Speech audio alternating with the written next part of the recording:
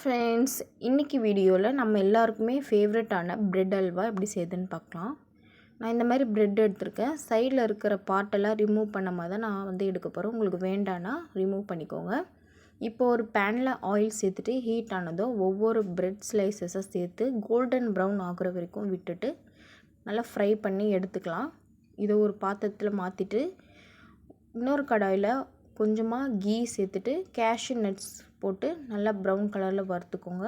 கூடவே காய்ஞ்ச திராட்சையை போட்டு நல்லா வறுத்து எடுத்துக்கலாம். இப்போ இன்னொரு பாத்திரத்தில் 1 கப் அளவுக்கு சர்க்கரை, 1 கப் அளவுக்கு தண்ணி சேர்த்துக்கலாம். தண்ணி நல்லா கொதித்ததும் கூடவே நம்ம பொரித்து வச்சுருக்கிற பிரெட் ஸ்லைசஸை 2 பிரித்து போட்டுக்கலாம். இப்போ பாருங்கள், அந்த ப்ரெட்டு அந்த சர்க்கரை தண்ணியை நல்லா அப்சர்வ் பண்ணியிருக்கு. இப்போ கொஞ்சம் மேஷ் பண்ணி விட்டுக்கலாம்.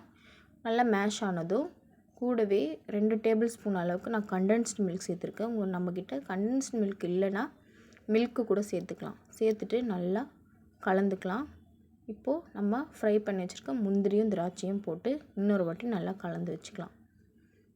நல்லா கலந்து விடும்போது தான் அந்த கண்டென்ஸ்டு மில்க்கு, அந்த கேஷ்யூ நட்டு எல்லாமே கலந்து வரும்போது தான் ரொம்பவே டேஸ்ட் அண்ட் வாசனை சூப்பராக இருக்கும்.